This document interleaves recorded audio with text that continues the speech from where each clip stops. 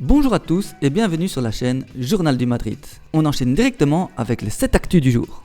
Première info, Kylian Mbappé continue d'écrire l'histoire avec le Real Madrid. Grâce à son doublé contre Villarreal, il atteint 31 buts toutes compétitions confondues, dépassant Ronaldo Nazario et se rapprochant de Cristiano Ronaldo qui en avait inscrit 33 lors de sa première saison.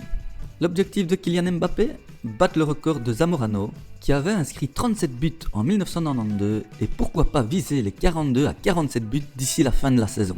En Liga, il lutte pour le titre de Pichichi avec 20 buts à seulement 2 longueurs de Lewandowski. Pourtant, il était à 8 buts de retard après la 11e journée. Sur la scène européenne, il est en course pour le titre de meilleur buteur des 5 grands championnats avec 31 buts à égalité avec Harry Kane et derrière Lewandowski, 35 buts. Son début d'année 2025 est impressionnant avec 17 buts marqués depuis janvier, prouvant qu'il est plus que jamais un candidat sérieux pour battre tous les records. Autre info du jour, Mohamed Bazraoui, directeur général de la communication marketing de la Saudi Pro League, a accordé une interview à Marca. Lorsqu'on lui demande si la ligue envisage de recruter de jeunes stars comme Vinicius ou Rodrigo, il répond que l'attractivité du championnat grandit et qu'avec le temps, attirer de tels talents sera possible.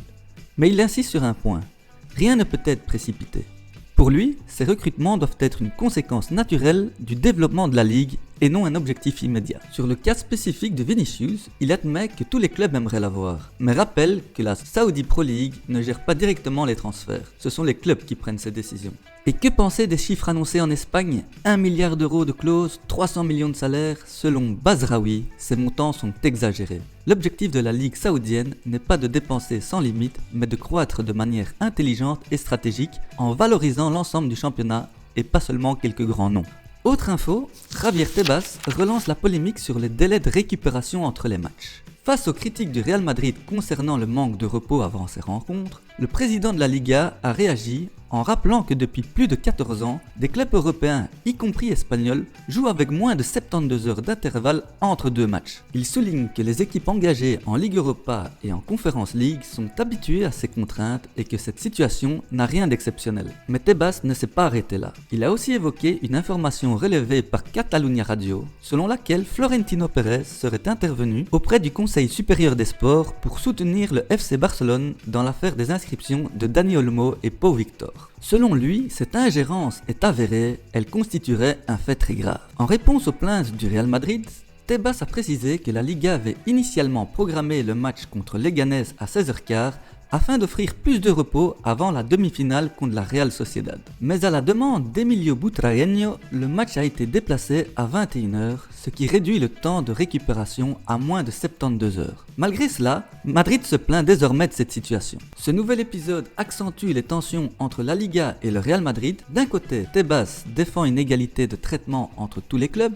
de l'autre, le Real Madrid, dénonce un calendrier qui le désavantage. Cette confrontation entre Tebas et Florentino illustre une fois de plus les divisions profondes entre la Liga et son club le plus influent. Autre actu, Raúl Asensio, dans une interview accordée au Chiringuito, se dit vivre une ascension fulgurante. Il y a quelques mois encore, il évoluait avec l'équipe C du Real Madrid et aujourd'hui, il s'apprête à faire ses débuts avec la sélection espagnole. Une progression rapide qu'il savoure pleinement, même s'il reconnaît que tout est allé très vite. En novembre, je jouais un classico avec le Castilla. Maintenant, je vis mon rêve. Mais cette soudaine médiatisation n'est pas sans conséquences. Il confie que ses parents sont inquiets face à tout ce qu'ils traversent actuellement. Depuis que je suis à Madrid, je parle avec eux tous les jours. Ils veulent s'assurer que je ne fais rien que je ne devrais pas. Mais pour l'instant, je ne leur donne pas trop de soucis. Malgré la pression, il reste serein et bien entouré par sa famille et son entourage proche. Son rêve a toujours été de jouer au plus haut niveau. Et il a fait de Sergio Ramos son modèle. Comparé à la légende du Real Madrid, il répond avec humilité. C'est une référence, il n'y a pas de meilleur exemple à suivre. Mais moi, je suis Asensio et je veux écrire ma propre histoire. J'espère un jour atteindre ce qu'il a accompli. Jouer au Real Madrid implique une pression constante. Mais loin d'en être effrayé, il accueille avec enthousiasme. Quand tu portes ce maillot, tu ressens une énorme responsabilité. Mais cela me motive encore plus. Il ajoute que l'ambiance dans le vestiaire est très saine et qu'il s'entend bien avec tout le monde, notamment Bellingham, Modric, Vinicius et Fede Valverde. Il évoque aussi Kylian Mbappé, qu'il décrit comme quelqu'un de très humble, travailleur et toujours positif. Quant à son avenir, il n'a aucun doute. Lorsqu'on lui demande où il se voit dans 10 ans, il répond sans hésitation. Au Real Madrid. Son objectif est clair. Mon rêve est de prolonger et de gagner la Ligue des Champions. Le club partage cette ambition et envisage déjà sa prolongation comme une priorité pour l'avenir. Autre information du jour, Dean Huijsen, un jeune défenseur central de 19 ans, né aux Pays-Bas, évoluant maintenant avec la sélection espagnole. Formé à Malaga, il a ensuite rejoint la Juventus avant d'être prêté à l'AS Roma sous les ordres de Mourinho. Aujourd'hui, il joue en première ligue avec Bournemouth où il s'impose comme un défenseur solide et prometteur. Le Real Madrid suit de près son évolution.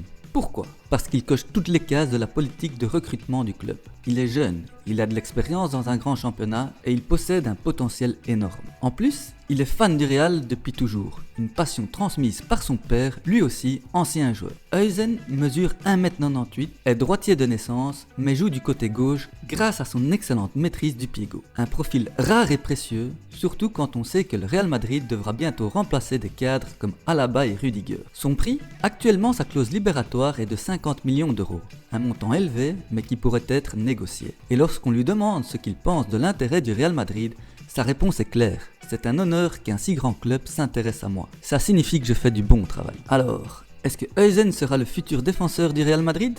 Affaire à suivre. Autre actu, Thibaut Courtois a expliqué les raisons de son absence prolongée avec la Belgique, mettant en cause son conflit avec le sélectionneur Domenico Todesco. Contrairement aux rumeurs, il affirme que le brassard de capitaine n'était pas le vrai problème, mais seulement la goutte d'eau qui a fait déborder le vase. Selon lui, le manque de communication et de respect de la part de Todesco a brisé la confiance. Il raconte qu'il voulait jouer malgré des soucis physiques, mais que l'entraîneur ne lui a jamais adressé la parole, ce qui l'a poussé à exploser. Lors de son retour en sélection, Courtois a tenu à clarifier la situation avec ses coéquipiers, insistant sur les nombreuses fausses informations qui ont circulé. Il reconnaît qu'il aurait pu gérer certaines choses autrement, mais il reste fidèle à lui-même. Son retour n'a cependant pas plu à tout le monde, notamment à Koen Castells, qui a pris sa retraite internationale en réaction. Courtois assure qu'il n'a jamais eu de problème avec ses coéquipiers, mais uniquement avec l'ancien sélectionneur. Désormais, son objectif est de prouver sur le terrain qu'il peut encore apporter beaucoup à la Belgique et regagner la confiance des supporters. Et on termine avec une mauvaise nouvelle.